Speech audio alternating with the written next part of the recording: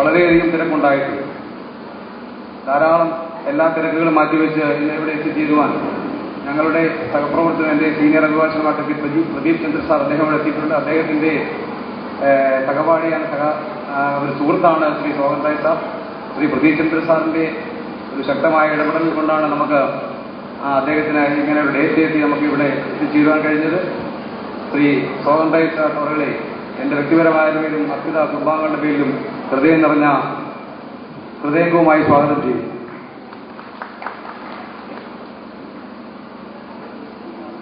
മുഴുവൻ ആളുകളെയും എൻ്റെ വ്യക്തിപരമായ പേരിലും അർപ്പിത കുടുംബാംഗങ്ങളുടെ പേരിലും സ്വാഗതം ചെയ്തുകൊണ്ട് ഞാൻ എൻ്റെ വാക്കുകൾ നിർത്തുന്നു. നന്ദി. അഞ്ചലിന്റെ സാംസ്കാരിക പ്രവർത്തനങ്ങൾക്ക് എല്ലാവിധമായ ഒരു കൂട്ടായ്മ സംഘടിപ്പിച്ചുകൊണ്ട് രാഷ്ട്രീയത്തിനും ജാതി മത ചിന്തകൾക്ക് അതീതമായി പ്രവർത്തിക്കുന്ന ഒരു സംഘടനയാണ് അർപ്പിത കൾച്ചറൽ സൊസൈറ്റി. നിശ്ചയമായും ഇന്നത്തെ ഈ പരിപാടിയിൽ അർപ്പിത കുടുംബാംഗങ്ങളുടെ സംഗീത വിരുന്ന് ഉൾപ്പെടെ സംഘടിപ്പിച്ചുകൊണ്ട് അർപ്പിത കുടുംബാംഗങ്ങളുടെ ഈ മേഖലയിലേക്ക് കൂടുതൽ പ്രോത്സാഹനം നൽകുക എന്നുള്ളതാണ് സ്നേഹാദര പരിപാടി കൊണ്ട് ഉദ്ദേശിക്കുന്നത്. നിശ്ചയമായും അർപ്പിത കുടുംബാംഗങ്ങൾ ഏക മനസ്സോടുകൂടി അർപ്പിത ഏറ്റെടുക്കുന്ന എല്ലാ പ്രവർത്തനങ്ങളിലും മുൻകാലങ്ങളിൽ ഞങ്ങളെ സഹായിച്ചിട്ടുണ്ട് എന്നുള്ളതിന്റെ തെളിവാണ് അർപ്പിത എന്ന് പറയുന്ന സാംസ്കാരിക സംഘടന കേവലം 9 വർഷം പൂർത്തിയാവുന്ന സമയത്ത് അഞ്ചൽ ഉത്സവം എന്ന് പറയുന്ന പരിപാടിയിലൂടെ ഈ പ്രദേശത്തെ കലാകാരന്മാരെ ഒരു വേദിയിൽ അണിനിരത്തിക്കൊണ്ട് ഇത്തരത്തിലുള്ള പരിപാടികൾ സംഘടിപ്പിക്കുവാൻ ഞങ്ങൾക്ക് പ്രേരണ നൽകിയിട്ടുള്ളത്. ഇത്തരണത്തിൽ ഈ മുഴുവൻ വ്യക്തികളെയും നന്ദിപൂർവ്വം സ്മരിച്ചുകൊണ്ട് ഇന്ന് ഈ സ്നേഹാദര പരിപാടി ഔപചാരികമായി ഉദ്ഘാടനം ചെയ്യുന്നതിനും വിശിഷ്ട വ്യക്തികളെ ആദരിക്കുന്നതിനും വേണ്ടി ഇവിടെ എത്തിച്ചേർന്നിട്ടുള്ള പ്രശസ്തനും പ്രതിഭാശാലിയുമായിട്ടുള്ള കേരളത്തിന്റെ സിനിമ സംവിധായകൻ കൂടിയായിട്ടുള്ള നമ്മുടെ ഈ പ്രദേശത്തുകാരൻ കൂടിയായ ശ്രീ സോഹൻ റായ് സാറിന് അർപ്പിത കൾച്ചറൽ സൊസൈറ്റിയുടെ പേരിൽ ഹാർദവമായി ഈ ചടങ്ങ് ഉദ്ഘാടനം ചെയ്യുന്നതിന് വേണ്ടി ക്ഷണിക്കുന്നു. ഒരുപാട് കാലത്തിന് ശേഷമാണ് ഞാൻ പുനലൂരിലേക്ക് വരാൻ എനിക്ക് സാധിക്കുന്നത്. ഫംഗ്ഷന് വേണ്ടി തിരക്കിനിടയിൽ സമയം കണ്ടെത്തി ഇവിടെ വരുവാൻ എൻ്റെ സുഹൃത്ത് എന്നെ വളരെയധികം നിർബന്ധിച്ചു. അത് എനിക്ക് നോ പറയാൻ സാധിച്ചില്ല. ശ്രീ പ്രദീപ് ചന്ദ്രൻ ഞങ്ങൾ ഒരുമിച്ച് സ്കൂളിൽ 5ാം ക്ലാസ് തൊട്ട് പഠിച്ചതാണ്. ഒരുപക്ഷെ ഞങ്ങളുടെ ആ സ്കൂൾ കാലഘട്ടത്തിൽ നിന്നാണ് ഞങ്ങളുടെ ഈ വായനാശീലത്തിലേക്കുള്ള ഒരു യാത്ര തുടങ്ങിയത്. അന്ന് എന്നോടൊപ്പം ശക്തമായി ഉണ്ടായിരുന്ന ഒരു വ്യക്തി കൂടിയുണ്ട്, ശ്രീ മാത്യു സദര അധ്യാപകനാണ്. ഞാൻ എന്നോടൊപ്പം ഈ ചടങ്ങിന് വന്നിട്ടുണ്ട്. ഞങ്ങളെയൊക്കെ ഒരു പലപ്പോഴും ക്ലാസ് റൂമിൽ എനിക്ക് ഇന്നും ഓർമ്മയുണ്ട്, ഞാൻ കൊണ്ടുവന്നൊരു പുസ്തകം വായിക്കുവാനുള്ള ഒരു അത്രയധികം ആഗ്രഹം വന്നിട്ട് അത് വീട്ടിൽ കൊണ്ടുപോകാൻ സമയമില്ലാതെ മാത്യയിലൊക്കെ ക്ലാസ് നടക്കുന്നതിനിടയിൽ ഇരുന്ന് ഈ പുസ്തകം വായിച്ചിട്ട് ടീച്ചർ ഈ പുസ്തകം എടുത്തുകൊണ്ട് പോകുന്നു. ആ പുസ്തകം തിരിച്ചെടുക്കുവാൻ വേണ്ടി ഞങ്ങൾ തന്നെ കുറെ കാലം എന്നെ പേടിച്ചിട്ട് മാത്യയിലൊക്കെ ഇങ്ങനെ ക്ലാസ് കഴിഞ്ഞാൽ മുങ്ങും, അങ്ങനെയുള്ളൊരു അവസ്ഥ വന്നിട്ടുണ്ട്. അപ്പൊ അതൊരു കാലഘട്ടമായിരുന്നു. ഇന്ന് പക്ഷേ പുസ്തകത്തിന്റെ ലോകത്തു നിന്നും കുട്ടികൾ ഒരുപാട് അകന്നു പോയി എന്ന് ഞാൻ കരുതിയെങ്കിൽ അത് തെറ്റാണെന്ന് തെളിയിക്കുന്ന രീതിയിൽ ഇന്ന് വളരെയധികം സന്തോഷം തോന്നി. നിങ്ങളുടെ ഇടയിലെ കുട്ടികൾ അവർ ഒരു ബുക്ക് പബ്ലിഷ് ചെയ്യുന്നത് കണ്ടിട്ട് വളരെയധികം സന്തോഷം. ഞങ്ങളൊക്കെ ആ കാലഘട്ടത്തിൽ കയ്യെഴുത്ത് പ്രതികളായിരുന്നു അന്നുണ്ടായിരുന്നത്. ഞങ്ങളെയൊക്കെ എന്തെങ്കിലും ഒരു ചെറിയ ക്രിയേറ്റീവായിട്ടുള്ള എന്തെങ്കിലും കഥകളോ കവിതകളോ ഒക്കെ പബ്ലിഷ് ചെയ്യാൻ ഒരു മാർഗമില്ലാത്തതുകൊണ്ട് ഞങ്ങൾ തന്നെ ഒരു പുസ്തക രൂപത്തിലാക്കുന്ന ഒരു കാലഘട്ടം ഉണ്ടായിരുന്നു. ഒരുപക്ഷെ പുനലൂർ, അഞ്ചൽ തുടങ്ങിയ ഇതേപോലുള്ള സ്ഥലങ്ങളിൽ നിന്നുള്ള അന്നത്തെ വായനാശീലവും മറ്റും ആ ഒരു രീതിയിലുള്ള കുറേ സുഹൃത്തുക്കൾ ഞങ്ങളുടെ ഇടയിലുണ്ടായിരുന്നു. അവരുടെ ആയിട്ടുള്ള ഒരു സമ്പർക്കവും ഒരുപക്ഷെ ഈ കലാപരമായിട്ടുള്ള എൻ്റെ യാത്രയിൽ ഒരുപാട് ഹെൽപ്പ് ചെയ്തിട്ടുണ്ട്. എസ്പെഷ്യലി നമ്മളുടെ അജ്ഞത പലപ്പോഴും നമ്മളെ വേട്ടയാടുന്ന ഒരവസ്ഥയുണ്ട്. ഒരു ചെറിയ ഒരു എക്സാമ്പിൾ പറയുകയാണെങ്കിൽ, ഈ അഞ്ചൽ എന്ന് പറയുന്നത് ഞാൻ ആദ്യമൊക്കെ കരുതിയിരുന്നത് ഈ അഞ്ചൽ ഓട്ടവുമായി ബന്ധപ്പെട്ടിട്ടുള്ളതാണ് ഈ അഞ്ചൽ.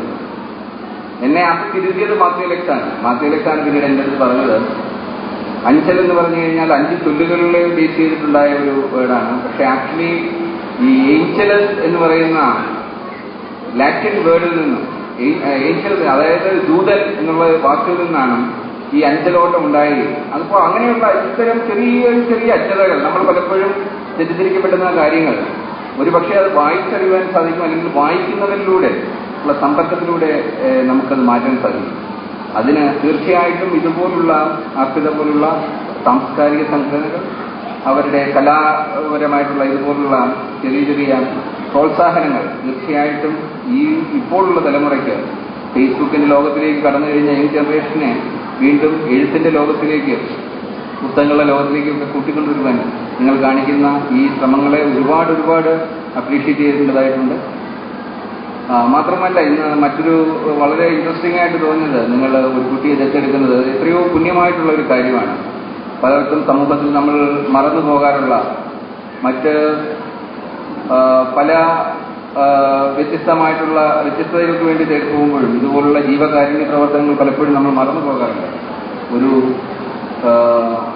ഒരു കുട്ടിയെ കൈപിടിച്ചുയർത്തുമ്പോൾ അതിലൂടെ നാം കാണിക്കുന്ന പുണ്യം, അതിന് വാക്കുകൾ പോരാ അത് എക്സ്പ്ലെയിൻ ചെയ്യാൻ വേണ്ടി. തീർച്ചയായിട്ടും അതിനും നിങ്ങൾക്ക് അഭിനന്ദനം അർപ്പിക്കുന്നുണ്ട്. ഇനി നിങ്ങളുടെ ഇടയിൽ നിന്നും ഒരുപക്ഷെ ഞാനൊരിക്കലും ഒരു സിനിമാ മേഖലയിൽ പ്രവർത്തിച്ച് അവസാനം ഒരു സിനിമ എടുത്ത വ്യക്തിയല്ല. മനസ്സിൽ ഗർഭകാലത്തിലുണ്ടായിരുന്ന ആഗ്രഹം അത് പിന്നീട് സാക്ഷാത്കരിക്കുവാൻ ഞാൻ എന്റേതായ മാർഗങ്ങളിലേക്ക് പോയതാണ്. പക്ഷെ നിങ്ങളുടെ ഇടയിലും ഒരുപാട് കഴിവുള്ള ആൾക്കാരുണ്ട്. തീർച്ചയായിട്ടും നമ്മളുടെ ഓസ്കാർ എന്ന് പറയുന്ന ഒരു സങ്കല്പത്തിനെ ഇവിടെ കൂട്ടിക്കൊണ്ടുവന്നത് നിങ്ങളുടെ നാട്ടുകാരനാണ്. അതുപോലെ ഈ ഞങ്ങളുടെ ഡാം 999 ഇത്തവണ 5 നോമിനേഷൻസ് വന്നിട്ടുണ്ട്. തീർച്ചയായിട്ടും അതിന് ഒരു നോമിനേഷനല്ല, അതൊരു ഓസ്കാറായി മാറുവാൻ സാധിക്കണം. അതിനുവേണ്ടി നിങ്ങളുടെ എല്ലാം പ്രാർത്ഥന ഉണ്ടാകുമെന്ന് ഞാൻ കരുതുകയാണ്. നിങ്ങളുടെ ഇടയിൽ നിന്നും ഇനിയും ഭാവിയിൽ സിനിമാ മേഖലയിൽ നിന്നോ അല്ലെങ്കിൽ കലാപരമായിട്ടുള്ള ഇതുപോലെ എഴുത്ത് മേഖലകളിലേക്ക് ഉള്ള കുട്ടികളെ തീർച്ചയായിട്ടും കൈപ്പിടിച്ച് കൊണ്ടുവരുവാൻ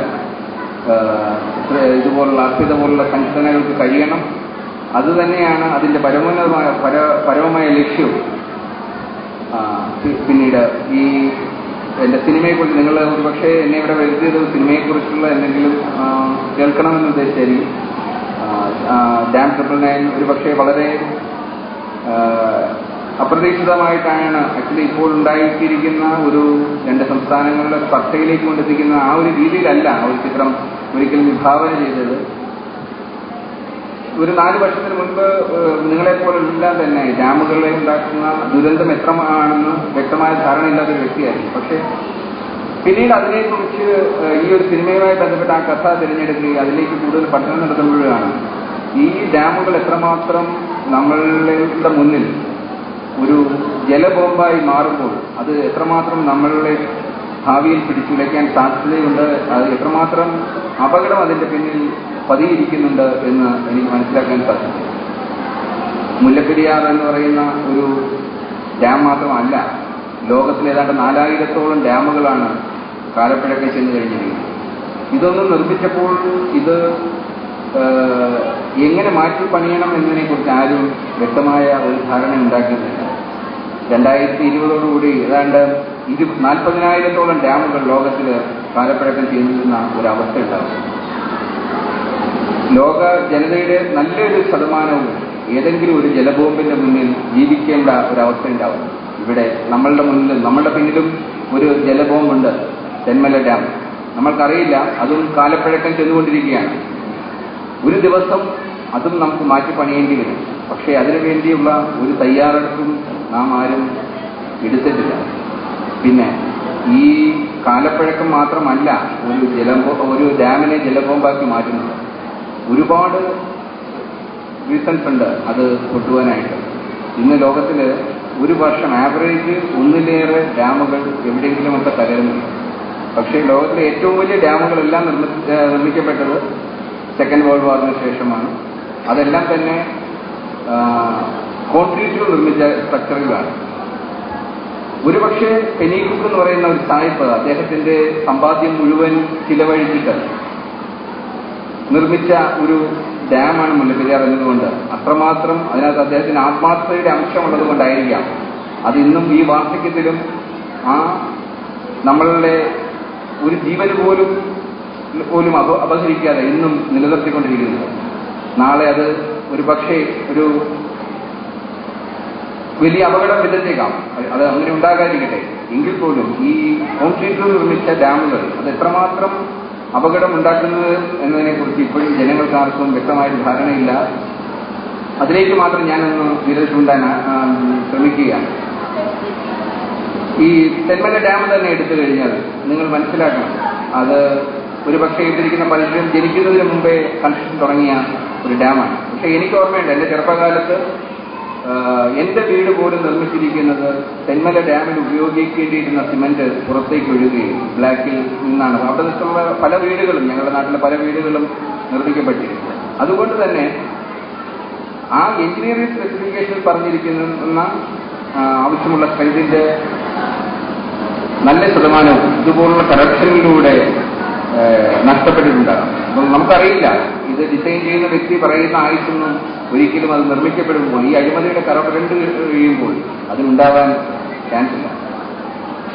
ജപ്പാൻ എന്ന് പറയുന്നൊരു രാജ്യത്ത് ഏറ്റവും അധികം എർത്ത് ഉണ്ടാകുന്ന സ്ഥലമാണ്. അവിടെ എന്ത് ഡിസൈൻ ചെയ്യുമ്പോഴും എർത്ത് വിസ്റ്റാൻഡ് ചെയ്യാൻ വേണ്ടി ചെയ്യുന്ന സ്ട്രക്ചേഴ്സാണ്. അവർ ഏറ്റവും കൂടുതൽ എഞ്ചിനീയറിംഗ് വളരെ ശ്രദ്ധ പുലർത്തി ചെയ്യുന്ന കാര്യങ്ങളാണ്. അവിടെ പോലും ഈ വർഷം ഒരുപാട് പഴങ്ങളിലേക്കൊന്നും പോകണ്ട, കഴിഞ്ഞ മാർച്ച് 11 ഒരു എർത്ത് ഫുജിനുമോ എന്ന് പറയുന്ന ഒരു അണക്കെട്ട്, വളരെ ചെറിയ അണക്കെട്ടാണ്.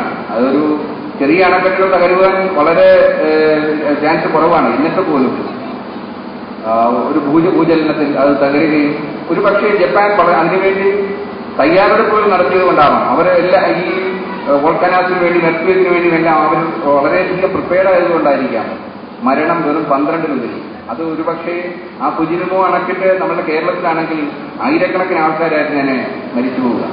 അതിന്റെ കപ്പാസിറ്റി മുല്ലപ്പെരിയാർ ഡാമിന്റെ 1/3 ഹൈറ്റ് മാത്രമേ ഉള്ളൂ. അതിന്റെ റിസർവോയറിന്റെ കപ്പാസിറ്റി 200 ഉള്ളൂ. അപ്പോൾ നിങ്ങൾക്ക് ഇമാജിൻ ചെയ്യാം എത്രമാത്രം ചെറിയ ഡാമാണ്. ആ ചെറിയ ഡാം പോലും ഒരു എർത്തേക്ക് തകരുമെന്ന് നമ്മളുടെ മുന്നിൽ തെളിവുണ്ട്. അപ്പോഴാണ് നമ്മളുടെ അടുത്ത സംസ്ഥാനത്തിന്റെ മുഖ്യമന്ത്രി ശക്തമായി പറയുന്നത് എർത്തേക്കിൽ ഒരു ഡാം തകരില്ല എന്ന്.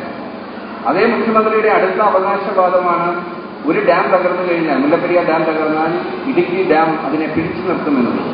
ഏറ്റവും മൗഢ്യമായിട്ടുള്ള ഒരു പ്രസ്താവന. ചൈനയിൽ 1975 മുല്ലപ്പെരിയാറിന്റെ അതേ വലിപ്പത്തിലുള്ള ബാങ്ക്യാവോ ഡാം തകരുമ്പോൾ ഏതാണ്ട് 62 ഡാമുകളാണ് ഇതിന്റെ മുന്നിലും സൈഡിലുമൊക്കെ ആയിട്ടുള്ള ഈ ജലം പരന്നൊഴുകിയിട്ട് അതിന്റെ മുന്നിലുള്ള 62ഓളം ഡാമുകളാണ് ഒറ്റ ദിവസം തകരുകയും ലോകം കണ്ട ഏറ്റവും വലിയ മാൻമേഡ് ഡിസാസ്റ്റർ ആയത് മാറുകയും 2 ലക്ഷം പേരാണ് നമ്മുടെ മരിച്ചു വീണത്. കാര്യം കുത്തി ഒലിച്ച് ഒരു ഡാം പൊട്ടുമ്പോൾ പുറത്തേക്ക് വരുന്ന ഒരു ജലത്തിന്റെ ശക്തി എന്ന് പറയുന്നത് അത് ഏതാണ്ട് 100 കിലോമീറ്റർ വേഗതയിൽ വരുമ്പോൾ സാധാരണ ഒരു ഡാമിൽ അനുഭവപ്പെടുന്ന പ്രഷറിന്റെ ഏതാണ്ട് 25 ഇരട്ടിയിലേറെ ആയിരിക്കും ഒരു 100 കിലോമീറ്റർ സ്പീഡിൽ വരുന്ന ജലം നൽകുക. അതിനെ മാസിനെ സ്പീഡ് വെച്ചിട്ട് നമുക്ക് മൾട്ടിപ്ലൈ ചെയ്യേണ്ട ഒരു അവസ്ഥ. അത് എഞ്ചിനീയറിംഗ് പഠിക്കുന്നവർക്ക് കുറച്ചുകൂടി നന്നായിട്ട് മനസ്സിലാവും. അങ്ങനെ വരുമ്പോൾ വെറും ഫാക്ടർ ഓഫ് സേഫ്റ്റി 3 മാത്രം വെച്ച് ചെയ്യുന്ന ഇടുക്കി ഒരു സാധാരണ ഡാം, ഇടുക്കിയും ആ ഒരു ഗണത്തിൽ വരുന്നതാണ്. അതിനൊരിക്കലും അത്തരം കുതിച്ചുപാഞ്ഞു വരുന്ന വെള്ളത്തിനെ പിടിച്ചു നിർത്താൻ സാധിക്കില്ല. ഇത് വളരെ എഞ്ചിനീയറിംഗിനകത്ത് ഏറ്റവും ബേസിക് ആയിട്ടുള്ള ഒരു കാര്യമാണ്. ഇതുപോലും ഇത് മനസ്സിലാക്കിയിട്ടാണോ മനസ്സിലാക്കാതെയാണോ ഈ തമിഴ്നാട് മുഖ്യമന്ത്രി പ്രസ്താവന നടത്തിയത് എന്നെനിക്കറിയില്ല. പക്ഷേ നിങ്ങളെങ്കിലും അപ്പം നമ്മളെ ആരെയും നമ്മൾ കുറ്റപ്പെടുത്തിയിട്ട് കാര്യമില്ല. അജ്ഞതയാണ് നമ്മളെ പലപ്പോഴും ഇതിൽ നിന്നൊക്കെ മാറ്റി നിർത്തുന്നത്. അപ്പോൾ ഇതൊക്കെ സംഭവിച്ചത് ഇപ്പം ബാങ്ക്യാവോ ഡാം പോലും തകർന്നത് ടൊറൻഷ്യൽ റെയിൻ എന്ന് പറയുന്നത് ലോ പ്രഷർ ഫോർമേഷൻ. നമ്മുടെ നാട്ടിലൊരു ലോ പ്രഷർ ഫോർമേഷൻ ഉണ്ടായാലും മതി. ഇന്നലെ തമിഴ്നാട് തീരത്ത് ആഞ്ഞടിച്ച ചുഴലിക്കാറ്റ് അത് കേരളത്തിൽ ഒറ്റ ദിവസം കൊണ്ട് വന്നിട്ടാണ് ഇന്നലെ തിരുവനന്തപുരമൊക്കെ വെള്ളത്തിലടിയിലായത്. വളരെ ചെറിയൊരു ലോ പ്രഷർ ഫോർമേഷൻ ഉണ്ടായിരുന്നു. പക്ഷേ അതൊരു നൂറ്റാണ്ടിലെ ഏറ്റവും വലിയ ഒരു ലോ പ്രഷർ ഫോർമേഷൻ ഒരു പ്രദേശത്ത് എന്തെങ്കിലും ഒരിക്കലും ഉണ്ടാകും. അത് ഈ ഗ്ലോബൽ വാർമിംഗിൽ നിന്നുണ്ടാകുന്ന ഒരു പ്രതിഭാസമാണ്. അത്തരം ഒരു ടൊറൻഷ്യൽ റെയിൻ ഉണ്ടാകുന്ന സമയത്ത് ഇന്ന് ലോകത്തിൽ ഡിസൈൻ ചെയ്തിരിക്കുന്ന ഒരു ഡാമിനും ഒരുപക്ഷെ അതിന്റെ എല്ലാ ഷട്ടേഴ്സും തുറന്നു വിട്ടാൽ പോലും അതിഭയങ്കരമായ രീതിയിൽ കുതിച്ചുപാഞ്ഞു വരുന്ന ആ മഴവെള്ളത്തെ ഒരിക്കലും റിസർവോറിൽ നിന്ന് തോർത്തിക്കളയാൻ സാധിക്കില്ല. അതിനുള്ള ഏറ്റവും വലിയ എക്സാമ്പിൾ ചൈനയിൽ ലോകം കണ്ട ഏറ്റവും വലിയ അണക്കെട്ട്, ഏറ്റവും വലിയ എഞ്ചിനീയറിംഗ് കൺസെപ്റ്റ് 2 വർഷത്തിന് മുമ്പാണ് അവർ പ്രീ ഗോർജിയസ് ഡാം നിർമ്മിക്കുന്നത്. ആ ഡാമിൽ കഴിഞ്ഞ വർഷം ഞങ്ങൾ ഈ ചിത്രത്തിന്റെ ചിത്രീകരണം നടത്തിക്കൊണ്ടിരിക്കുമ്പോഴാണ് ഒരു ദിവസം ടി വിയിൽ സ്ക്രോൾ വരുന്നത്. 3-4 ഡാം തകരാൻ പോകുന്നു. മറ്റൊന്നും കൊണ്ടല്ല, 2 വർഷം പെയ്യേണ്ട മഴ ഒറ്റ ദിവസം അവിടെ പെയ്യുകയാണ്. അത് അന്ന് ചൈനയിലുണ്ടായിട്ട് നാളെ ലോകത്തിന്റെ എവിടെ വേണമെങ്കിലും ചെയ്യാം, നമ്മളുടെ മലകളിലും ഉണ്ടാകാം. ചൈനയിലെ അധികൃതർ അതിന്റെ ഷട്ടേഴ്സ് മുഴുവൻ തുറന്നു വിടാൻ ശ്രമിച്ചിട്ടും അതിലേറെ വെള്ളമാണ് അതിലേക്ക് വന്നുകൊണ്ടിരുന്നത്. അന്ന് കോടിക്കണക്കിന് ജനങ്ങളെയാണ് അവിടുന്ന് അവർ മണിക്കൂറുകൾക്കുള്ളിൽ ചൈന ഒഴിപ്പിച്ച് മാറ്റിയത്. ആ ഒരു സംവിധാനമൊന്നും നമ്മളുടെ നാട്ടിലില്ല. അപ്പോൾ ഈ ഒരു ടൊറൻഷ്യൽ റെയിൻ ഉണ്ടായിക്കഴിഞ്ഞാൽ ഒരു ഡാം തകരാൻ അതിന് കാരണമാണ്. ഇനി 1963 ഇറ്റലിയിൽ ഉണ്ടായേക്കുന്ന ഒരു ഡാം ദുരന്തം ഇതൊന്നും ആയിരുന്നില്ല. ലാൻഡ് സ്ലൈഡ്, ഈ മണ്ണിടിച്ചിൽ ഈ ഡാമിനകത്തുള്ളിലേക്ക് സംഭവിച്ചിട്ട് അതിൽ നിന്നൊരു സർഫസ് വേവ് ഉണ്ടായിട്ട് ഈ ഡാമിന്റെ ഉള്ളിൽ നിന്നും ഒരു സുനാമി. ഇപ്പോൾ നമുക്കൊന്നും ഇമാജിൻ ചെയ്യാൻ പറ്റുന്നില്ല ഒരു ഡാമിന്റെ റിസർവോയറിൽ സുനാമി ഉണ്ടാകുമോ എന്ന്. പക്ഷെ 250 മീറ്റർ ഹൈറ്റിൽ വന്ന ഒരു സുനാമി ഈ വജോൻ എന്ന് പറയുന്ന ഇറ്റലിയിലെ ഡാം തകരുകയും അതിന്റെ മുന്നിലുള്ള 6ഓളം ഗ്രാമങ്ങളെ എടുത്തുകൊണ്ട് പോയി. ആരും അവശേഷിച്ചില്ല. അപ്പോൾ നാളെ നമ്മുടെ നാട്ടിൽ മലയിടിച്ചിൽ സാധാരണമാണ്, ഉരുൾപൊട്ടൽ സാധാരണമാണ്. ഉരുൾപൊട്ടുമ്പോൾ മണ്ണിടിച്ചിൽ മാത്രമല്ല, അത്രയും വെള്ളം കൂടി എക്സ്ട്രാ വരികയാണ്. അപ്പോൾ കൂടുതൽ വെള്ളവും അതോടൊപ്പം തന്നെ ഈ ഡാമിന്റെ കപ്പാസിറ്റി കുറയുന്ന ഒരവസ്ഥ ഈ മണ്ണിടിച്ചിൽ മൂലം ആ സമയത്തുണ്ടാകുന്ന ഒരു സുനാമി ഫോർമേഷൻ എപ്പോൾ വേണമെങ്കിലും ഉണ്ടാകും. അപ്പോൾ ഇങ്ങനെ ലോകത്തിന്റെ പല ഭാഗത്തും ഉണ്ടാകുന്ന ഈ ദുരന്തങ്ങളിൽ നിന്നുള്ള ചെറിയ ചെറിയ കാര്യങ്ങൾ എടുത്തിട്ടാണ് ഞങ്ങൾ ഈ ചിത്രത്തിന്റെ ക്ലൈമാക്സിൽ കാണിച്ചിരിക്കുന്നത്. ഈ ചിത്രം ഒരിക്കലും ഞങ്ങൾ തുടക്കം തൊട്ട് അവസാനം വരെ ഒരു ഡാം ദുരന്തമായിട്ടല്ല കാണിച്ചിരിക്കുന്നത്. ഒരു സാധാരണ പ്രണയകഥ, അതിന്റെ അവസാനം ഒരു ദുരന്തം എങ്ങനെയെന്നുള്ളത് വളരെ ചെറിയത്, വളരെ ഷോർട്ടായിട്ട്, അതേസമയം അതിനകത്ത് എല്ലാ എലിമെന്റ്സും വരുന്ന രീതിയിൽ ഒരു ഷോട്ടെങ്കിലും കാണിച്ചുകൊണ്ടാണ് പറയാൻ ശ്രമിച്ചിരിക്കുന്നത്. അതേസമയം ഇതിന്റെ മുല്ലപ്പെരിയാർ ഡാമിനെ കുറിച്ചുള്ള ശരിയായ അവതരണം ഞങ്ങളൊരു ഡോക്യുമെന്ററിയിലൂടെയാണ് ചെയ്തത്. പക്ഷേ ആ ഡോക്യുമെന്ററിയിലൂടെ നമ്മൾ കാര്യങ്ങൾ പറഞ്ഞാൽ ഒരിക്കലും ജനങ്ങളിലേക്ക് അത് കാര്യമായി എത്തില്ല. ഈ ഡോക്യുമെന്ററി പോലും ഇതിനകം 21 ഇന്റർനാഷണൽ അവാർഡ്സ് നേടി. എന്നിട്ട് പോലും അത് ജനങ്ങളിലേക്ക് എത്താൻ സാധിക്കില്ല. അതേസമയം ഒരു ഫീച്ചർ ഫിലിമിലൂടെ ഒരു സാധാരണ കഥ ജനങ്ങൾക്ക് മനസ്സിലാവുന്ന രീതിയിൽ പറയുകയും അതേസമയം ഡാമുകൾ ഉണ്ടാക്കുന്ന ദുരന്തം അതിലൂടെ അതിന്റെ ക്ലൈമാക്സിലൂടെ അവതരിപ്പിക്കുകയും ശ്രമിച്ചപ്പോൾ അത് വളരെയധികം ഇമ്പാക്റ്റ് ഉണ്ടാക്കി. അതുകൊണ്ട് തന്നെയാണ് ഇന്ന് ഇത് വളരെയധികം ചർച്ചാ വിഷയമാവുകയും ഒരുപക്ഷെ ഓസ്കാറിൽ പോലും ഒരുപക്ഷെ ഓസ്കാർ ലെവലിൽ നിന്നും ഇന്ത്യൻ സിനിമകളിൽ നിന്നും ഒരു 10-25 വർഷം പുറകിലാണ്. അതുകൊണ്ടായിരിക്കും ഇന്ന് വരെ ഇന്ത്യയിൽ നിന്നും ഡയറക്ടർ എൻട്രി മെയിൻ സ്ട്രീമിൽ ഓസ്കാറിലേക്ക് പോകാതിരുന്നത്. ഇതുവരെയും വിദേശ ലാംഗ്വേജ് എന്ന് പറഞ്ഞ ഒരു റിസർവേഷൻ കാറ്റഗറിയിലാണ് ഇന്ത്യയിൽ നിന്ന് ഒരു ചിത്രം എല്ലാ വർഷവും പോയിക്കൊണ്ടിരുന്നത്. മെയിൻ സ്ട്രീമിൽ നിന്ന് ഒരു ചിത്രം പോകാൻ സാധിക്കുന്നതും നമ്മളുടെ കാഴ്ചപ്പാട്, നമ്മളുടെ ഒരു അവതരണ രീതിയും ആ ഒരു ഓസ്കാർ നിലവാരത്തിൽ പോയ കാര്യം ഉണ്ടായിരിക്കാം. ഒരുപക്ഷെ ഈ സബ്ജക്റ്റിന്റെ ഇമ്പോർട്ടൻസ് ഒക്കെ കൊണ്ടായിരിക്കാം ഇതിനകത്ത് എല്ലാവരും 100% ഒരു ഇന്ത്യൻ പ്രോഡക്റ്റ് എന്ന നിലയിൽ എല്ലാവരും ആത്മാർത്ഥമായിട്ട് ഇതിൽ വർക്ക് ചെയ്തുകൊണ്ടായിരിക്കാം ഈ ചിത്രം ഇന്ന് 5 നോമിനേഷൻസ്, ബെസ്റ്റ് ചിത്രം, അതിന്റെ ബാക്ക്ഗ്രൗണ്ട് സ്കോർ, 3 ഗാനങ്ങളടക്കം ഇതിനകം 5 നോമിനേഷൻസ് വന്നിട്ടുണ്ട്. ഈ 24-ാം തീയതി നമുക്കറിയാം ഫൈനലിലേക്ക് എത്തുമോ എന്ന്. അപ്പോൾ ഇതുപോലുള്ള ചെറിയ ചെറിയ ഒരു പ്രാദേശിക പ്രശ്നങ്ങൾ, ഒരു വെറും എന്റർടൈൻമെന്റ് മൂവി എന്നൊരു ഉപരി അല്ലെങ്കിൽ ഒരു ആർട്ട് മൂവി എന്നതിന് മാറി ഒരു ഇൻഫർടൈൻമെന്റ് എന്ന നിലയിൽ ഒരു പരീക്ഷണാടിസ്ഥാനത്തിൽ നിർമ്മിച്ച ഈ ഒരു ചിത്രത്തിന് ഇത്രയധികം സോഷ്യൽ ഇമ്പാക്ട് ഉണ്ടാക്കാൻ സാധിക്കുന്നുണ്ട്. തീർച്ചയായിട്ടും നിങ്ങളുടെ ഉള്ളിലും കഴിവുകളുള്ള ആൾക്കാരുണ്ടെങ്കിൽ, ഈ ഒരു മേഖലയിലേക്ക് വരാൻ ആഗ്രഹമുണ്ടെങ്കിൽ തീർച്ചയായിട്ടും ഒരു ഹാൻഡിക്യാമിൽ പോലും നമുക്ക് ഒരു ഷോർട്ട് ഫിലിമിൽ നിന്നും തുടങ്ങാം. ഇനി പുസ്തകം ഇവിടുത്തെ കുട്ടികൾക്ക് ചെയ്യാൻ സാധിക്കുമെങ്കിൽ നാളെ ഈ കുട്ടികൾക്ക് അല്ലെങ്കിൽ മുതിർന്നവർക്കാണെങ്കിലും നിങ്ങളുടെ ഹാൻഡിക്യാം ഉണ്ടെങ്കിൽ ഒരു ഷോർട്ട് ഫിലിം ചെയ്യാനും വളരെ സോഷ്യൽ റിലവൻസ് ഉള്ള ഒരു ഷോർട്ട് ഫിലിം ചെയ്യാൻ വളരെ ലളിതമായിട്ട് ചെയ്യാവുന്നതാണ്. അതിന് വേണ്ടത് നിങ്ങളുടെ ആത്മാർത്ഥമായ ഒരു വീക്ഷണമാണ്, ഒരു ശ്രമമാണ്. ഇന്ന് അത് ലോകത്തിന്റെ മുന്നിൽ എല്ലായിടവും എത്തിക്കാൻ വേണ്ടി നമ്മളുടെ ടെക്നോളജി ഒരുപാട് അഡ്വാൻസ്ഡ് ആയിട്ടുണ്ട്. യൂട്യൂബിൽ നിങ്ങൾക്ക് ഇടാം. എത്രയോ രാജ്യങ്ങളിലുള്ള ആൾക്കാർക്ക് അത് കാണുവാനുള്ള ഒരു സംവിധാനം ചെയ്യാം. അപ്പോൾ ഇനിയുള്ള നിങ്ങളുടെ ശ്രമങ്ങൾ, നിങ്ങളുടെ സംഘടനയുടെ ശ്രമങ്ങൾ ഇതുപോലുള്ള കലാകാരന്മാരെ ഈ വിഷ്വൽ മീഡിയയിലേക്ക് കൈപിടിച്ചുയർത്തുവാൻ വേണ്ടി ശ്രമിക്കുക. അതുപോലെ തന്നെ എനിക്കൊരു വലിയ റിക്വസ്റ്റ് ഉള്ളത്, ഇന്ന് നിങ്ങൾക്ക് ഈ ഒരു ഇതുപോലെ കൂടുവാനും മറ്റുമായി ഈ ഒരു ഓഡിറ്റോറിയം ഉണ്ട്, വളരെ നല്ലത്. വളരെ അപൂർവമായിട്ടാണ് പലപ്പോഴും ഇതേപോലുള്ള കലാ സാംസ്കാരിക സംഘടനകൾക്ക് ഇതുപോലെ കൂടാനൊരു വേദി കിട്ടാറില്ല. ഞങ്ങളുടെയൊക്കെ കാലത്ത് പലപ്പോഴും ഞങ്ങളുടെ സംഘടനകൾക്കൊന്നും ഇതുപോലെ കൂടാൻ പലപ്പോഴും അമ്പലപ്പറമ്പിലെ ചെറിയ ചെറിയ വേദികൾ മാത്രമാണ് ഞങ്ങൾക്ക് വീണിട്ടിരുന്നത്. പക്ഷേ അഞ്ചൽ പോലെ നിങ്ങളുടെ ഈ ഒരു സംസ്കാരം, കലയുമായിട്ടുള്ള ഒരു ആഭിമുഖ്യം, നിങ്ങളുടെ ഒരു കാഴ്ചപ്പാട് മനസ്സിലാക്കാൻ സാധിക്കുമെന്ന് പറയുകയാണ്. എപ്പോഴെങ്കിലും നിങ്ങളുടെ മുനിസിപ്പാലിറ്റിക്ക് നിങ്ങൾക്കൊരു നിർദ്ദേശം വെക്കാൻ സാധിക്കുമെങ്കിൽ തീർച്ചയായിട്ടും നമ്മൾക്ക് വേണ്ടത് നല്ല ഒരു പക്ഷേ ഇപ്പോഴും നമ്മൾ ഈ അന്താരാഷ്ട്ര നിലവാരത്തിൽ നമ്മൾക്ക് പലരെയും കൈയിൽ പിടിച്ചുയർത്താൻ വളരെ വൈകി പോകുന്നത് നമ്മളുടെ ഇൻഫ്രാസ്ട്രക്ചറിന്റെ പരിമിതികൾ കൊണ്ടാണ്. പലപ്പോഴും ഈ ക്രിക്കറ്റൊക്കെ നമ്മളൊക്കെ ചെറുപ്പത്തിൽ കളിക്കുമ്പോൾ നമ്മളൊക്കെ ചെറിയ ഒരു പ്രൊഫഷണലായ രീതിയിലല്ല, നമുക്കൊരു നല്ല പിച്ച് ഉണ്ടാവത്തില്ല, നല്ല ബാറ്റും ബോളും ഒന്നും ഇല്ലാതെയാണ് നമ്മൾ കളിച്ച് പഠിച്ചു തുടങ്ങുന്നത്. പിന്നീട് എപ്പോഴെങ്കിലും ആയിരിക്കും അതിൽ വളരെയേറെ കഴിവുള്ളവർക്ക് വേണ്ടി മാത്രമായിരിക്കും പിന്നീട് നല്ല ഒരു പ്രൊഫഷണൽ സെറ്റപ്പിൽ നമുക്ക് ചെയ്യാൻ പറ്റുന്നത്. അതേസമയം വെസ്റ്റേൺ രാജ്യങ്ങളിലൊക്കെ ചെറുപ്പകാലം തൊട്ട് തന്നെ അവർക്ക് ഒരു റിയൽ ഗെയിമിനുള്ള എല്ലാ ഫെസിലിറ്റിയും കൊടുത്താണ് അവരാക്കുന്നത്. അപ്പോൾ ആ കുട്ടികൾക്ക് നമ്മളുടെ നാട്ടിലെ കുട്ടികളെക്കാളൊക്കെ ഒരുപാട് മുകളിൽ നിന്നാണ് അവർ സ്റ്റാർട്ട് ചെയ്യുന്നത്. അപ്പോൾ അതിനുവേണ്ടി കലാപരമായിട്ട് ഇതുപോലുള്ള വിഷ്വൽ മീഡിയയിലേക്ക് നമുക്ക് ഒരു 2 സ്റ്റെപ്പ് മുകളിൽ നിന്ന് ചിന്തിക്കണമെങ്കിൽ നമുക്ക് ആദ്യം വേണ്ടത് വളരെ മോഡേൺ ആയിട്ടുള്ള, വളരെ audio sound system, visual facilities ഒക്കെയുള്ള ഒരു നല്ല തിയേറ്റർ. അത് 200 ആവട്ടെ 300 ആവട്ടെ, പക്ഷേ ബ്യൂട്ടിഫുൾ സൗണ്ട് ഡിസൈനിൽ ഇതുപോലുള്ള പ്രോഗ്രാംസ് നടത്താനും അതുപോലെ തന്നെ നല്ല ഈവൻ 3D പ്രൊജക്ഷൻ വരെയുള്ള ഒരു തിയേറ്റർ ആണെങ്കിൽ അത് തിയേറ്ററായി മൾട്ടിപർപ്പസ് തിയേറ്റേഴ്സ്, അതിനകത്ത് കലാപരിപാടികൾ നടത്തണം. അത് ഇതുപോലുള്ള വിഷ്വലായിട്ടുള്ള പ്രൊജക്ഷൻ സിസ്റ്റം ഒക്കെയുള്ള നല്ലൊരു മോഡേൺ ഫെസിലിറ്റി ആണെങ്കിൽ തീർച്ചയായിട്ടും നമ്മുടെ യങ് ജനറേഷൻസിന് അത് വളർത്തിക്കൊണ്ടുവരുവാനും നമ്മുടെ വേറൊരു രീതിയിൽ ഇന്റർനാഷണൽ ലെവലിൽ നമ്മുടെ കലയെ പരിപോഷിപ്പിക്കാൻ സാധിക്കും. അതിന് നമ്മൾ എത്രയോ പണം മറ്റു കാര്യങ്ങൾക്ക് വേണ്ടി നമ്മൾ ചിലവഴിക്കുന്നത്. ഇതിനുവേണ്ടി ഒരു കാഴ്ചപ്പാടുണ്ടെങ്കിൽ തീർച്ചയായിട്ടും അതിന് ഇറങ്ങി തിരിച്ചാൽ ഒരുപാട് ബാങ്ക്സ് ഒക്കെ നിങ്ങൾക്ക് ഒരുപാട് ലോൺ അതിന് പ്രൊവൈഡ് ചെയ്യും. അതിന്റെ ഇതിൽ നിന്ന് കിട്ടുന്ന റവന്യൂ മാത്രം മതി. നല്ല ഒരു ഓഡിറ്റോറിയം, നല്ല ഫെസിലിറ്റീസ് ഉണ്ടെങ്കിൽ അതിന്റെ റെന്റിൽ നിന്നുള്ള ഇൻകം മാത്രം മതി അത് റിട്ടേൺ കൊടുക്കുവാൻ. അത് തീർച്ചയായിട്ടും നിങ്ങളുടെ മുനിസിപ്പാലിറ്റി അത് തീർച്ചയായിട്ടും ഇതുപോലുള്ള കലാകാരന്മാരെ വളർത്തുവാനും വിഷ്വൽ മീഡിയയിലേക്ക് കടന്നു വരുന്നവർക്ക് അത് വളരെയധികം പ്രയോജനം നൽകും. നല്ല നല്ല മൂവീസ്, വേൾഡ് ഫേമസ് ആയിട്ടുള്ള മൂവീസ് നമുക്കിവിടെ കൊണ്ടുവന്ന് റെഗുലറായിട്ട് കാണിക്കുവാനും ഒരു സ്ഥിരം ഒരു ഫെസ്റ്റിവലായിട്ട് തന്നെ നമുക്ക് നടത്തുവാനും എല്ലാ സായാഹ്നങ്ങളും ഇതുപോലെ സമ്പുഷ്ടമാക്കുവാനും സാധിക്കണം. അതിനുവേണ്ടി അർപ്പിത പോലുള്ള സംഘടനകൾ ശ്രമിക്കുമെന്ന് പ്രതീക്ഷിച്ചുകൊണ്ട് നിങ്ങളുടെ ഈ ഒരു വേദിയിലേക്ക് എന്നെ ക്ഷണിച്ചതിന് ഒരിക്കൽ കൂടി നന്ദി പറഞ്ഞുകൊണ്ട് ഇന്നത്തെ ഈ പ്രോഗ്രാം ഔപചാരികമായി ഉദ്ഘാടനം ചെയ്തതായി പ്രഖ്യാപിക്കുന്നു.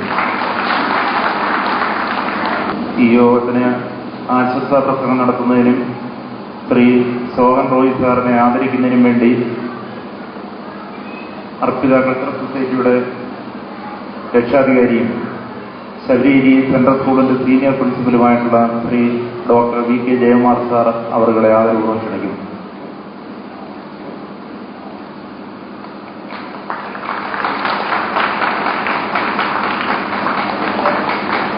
ഈ സമ്മേളനത്തിന്റെ അധ്യക്ഷൻ അർപ്പിതയുടെ പ്രസിഡന്റ് ശ്രീ DY വർഗീസ്, ഇവിടെ ഉദ്ഘാടന കർമ്മം നിർവഹിച്ച പ്രഗത്ഭ ചലച്ചിത്ര സംവിധായകനായ ശ്രീ സോഹൻ റോയ്, അർപ്പിതയുടെ സമർത്ഥനായ സെക്രട്ടറി അഡ്വക്കേറ്റ് സജീവൻ, വേദിയിലിരിക്കുന്ന ഈ പ്രദേശത്തിന്റെ അഭിമാന ഭാജനങ്ങളായ മഹത്തുക്കളെ, സഹോദരന്മാരെ, കുഞ്ഞുങ്ങളെ, സമ്മേളനം ഉദ്ഘാടനം ചെയ്യാനായിട്ട് എത്തിയിരിക്കുന്ന ഈ ശ്രീ സോഹൻ റോയ്, അദ്ദേഹം ലോക ശ്രദ്ധ പിടിച്ചുപറ്റിയ ഒരു വലിയ ചലച്ചിത്രകാരനാണ്. നമ്മുടെ ഈ പ്രദേശത്ത് അസംഖ്യം അന്തർദേശീയ പുരസ്കാരങ്ങൾ നേടിയിട്ടുള്ള കലാകാരന്മാരുണ്ടെങ്കിലും അതിലേറ്റവും അവസാനം നമ്മൾ കേട്ട പേര്, ഇനി ഒരുപാട് പുരസ്കാരങ്ങൾ വാങ്ങിക്കൂട്ടാൻ കഴിവുള്ള, അതിനുള്ള ഊർജ്ജമുള്ള ഒരു ചെറുപ്പക്കാരനാണ് ശ്രീ സോഹൻ. നമ്മുടെ തമിഴ്നാട്ടിലെ മുഖ്യമന്ത്രി അദ്ദേഹത്തിന്റെ ചിത്രത്തിന്റെ പ്രദർശനം പോലും നിരോധിച്ചു കളഞ്ഞു. പക്ഷേ ഇത്തരം തടസ്സങ്ങൾ തന്നെ ഒരു കലാകാരനെ ഒരിക്കലും തളർത്തുകയില്ല എന്നുള്ളതാണ് സത്യം. കാരണം ശ്രീ സോഹൻ റോയ് നിശ്ചയമായും അങ്ങനെ ഒരു സാഹചര്യം വന്നപ്പോൾ അതിനെ അതിധീരമായിട്ടാണ് നേരിട്ടത്. അതിന് അദ്ദേഹത്തെ പ്രത്യേകമായിട്ട് നമുക്ക് അഭിനന്ദിക്കാൻ മതിയോ. കൂടുതൽ അദ്ദേഹത്തിന്റെ ചലച്ചിത്ര സംഭാവനകൾ, സംവിധാന മികവ് തെളിയിച്ചുകൊണ്ടുള്ള അദ്ദേഹത്തിന്റെ പ്രവർത്തനങ്ങൾ നമുക്കിനിയും കാണാൻ ഇടവരട്ടെ. അദ്ദേഹത്തിന് അന്താരാഷ്ട്ര പ്രശസ്തി ഉത്തരോത്തരമുണ്ടാകട്ടെ എന്ന് ഞാൻ ആശംസിക്കുന്നു. അർപ്പിത ചെയ്യുന്ന സേവനങ്ങൾ നമുക്കെല്ലാം അറിയാം, നമ്മളെല്ലാം കാണുന്ന സാംസ്കാരിക രംഗത്ത് അഞ്ചലിനൊരു പുതിയ ഒരു സാംസ്കാരിക മുഖച്ഛായ തന്നെ ഉണ്ടാക്കാൻ അർപ്പിതയ്ക്ക് കഴിഞ്ഞിട്ടുണ്ടെന്നുള്ളതാണ്. അർപ്പിതയുടെ ജനറൽ സെക്രട്ടറി ശ്രീ സജീവൻ സൂചിപ്പിച്ചതുപോലെ നമ്മൾ ഈ നാടിൻ്റെ വികസനം, നാട്ടിലെ എല്ലാ ജനങ്ങളുടെയും അവർ ആഗ്രഹിക്കുന്നതനുസരിച്ച് ഒരു പദ്ധതി രൂപീകരിച്ച് നടപ്പാക്കണമെങ്കിൽ കക്ഷി രാഷ്ട്രീയം മറന്ന് മറ്റു വിഭാഗീയ ചിന്തകളെല്ലാം മറന്ന് ഒരു മനസ്സോടുകൂടി പ്രവർത്തിക്കാൻ കഴിയുന്ന ഒരു മാനസികാവസ്ഥ ഉണ്ടാക്കിയെടുക്കുക എന്നുള്ളതാണ് പ്രധാനപ്പെട്ട ഒരു വസ്തുത.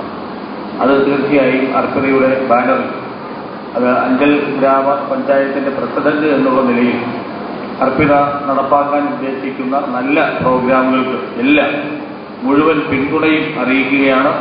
ശ്രീ അനന്തു, 6-8 വയസ്സുള്ള ശ്രീ അനന്തുവിനെ അഞ്ചൽ ഗ്രാമപഞ്ചായത്ത് പ്രസിഡന്റ് എന്നുള്ള നിലയിൽ അർപ്പിതയ്ക്ക് വേണ്ടി ഞാൻ ഡോക്ടർ ജയകുമാർ അവരെ ഏൽപ്പിച്ചു കൊടുക്കുന്നു. അതിന് എല്ലാവർക്കും നന്ദി അറിയിച്ചുകൊണ്ട് ഞാൻ എൻ്റെ വാക്കുകൾ നിർത്തുന്നു.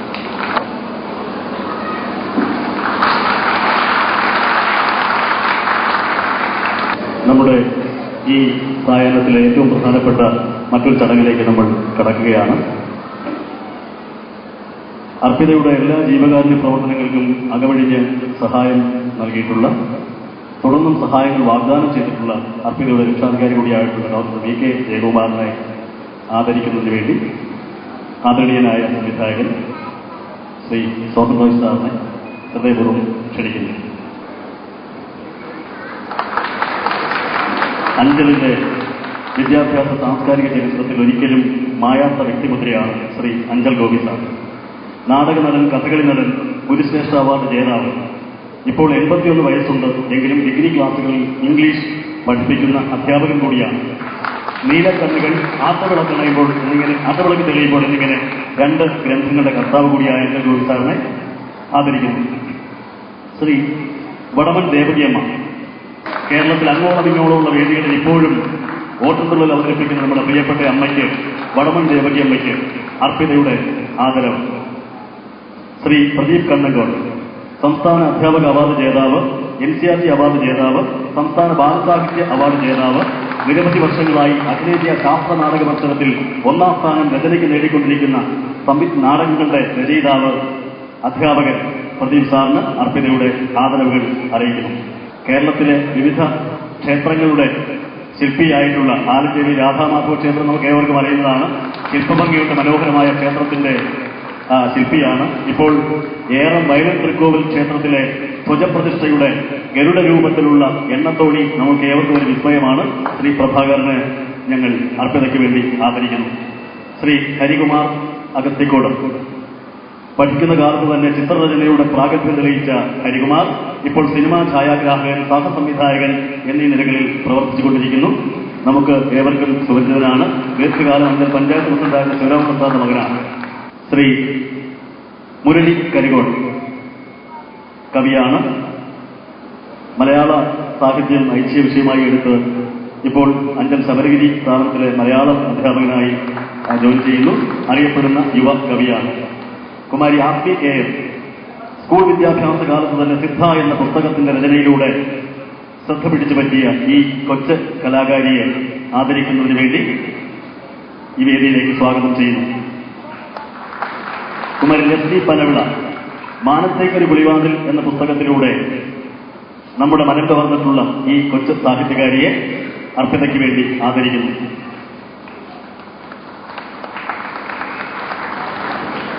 നമ്മുടെ നാടിന്റെ അഭിമാനം വളരെ ഉയരത്തിലെത്തിച്ച കേരള സർവകലാശാലയുടെ BSc ബയോകെമിസ്ട്രി പരീക്ഷയിൽ കേരള സർവകലാശാലയിൽ 1ാം റാങ്ക് നേടിയ കുമാരി ശ്യാമ, വിദ്യാഭ്യാസ രംഗത്ത് അഞ്ചലിന്റെ മാറ്റം ഒരു പടി കൂടി ഉയർത്തിയ കുമാരി ശ്യാമയെ അർപ്പിതയ്ക്ക് വേണ്ടി ആദരിക്കുന്നു.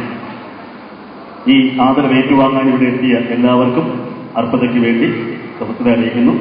ഇവിടെ എത്തിച്ചേർന്ന ഈ ആദരിക്കൽ ചടങ്ങിൽ ഞങ്ങളോട് ഒപ്പം നിന്ന നമ്മുടെ പ്രിയപ്പെട്ട സംവിധായകൻ ശ്രീ സോഹൻ റോയ്ക്ക് അർപ്പിതയുടെ കൃതജ്ഞത അറിയിക്കുകയാണ്.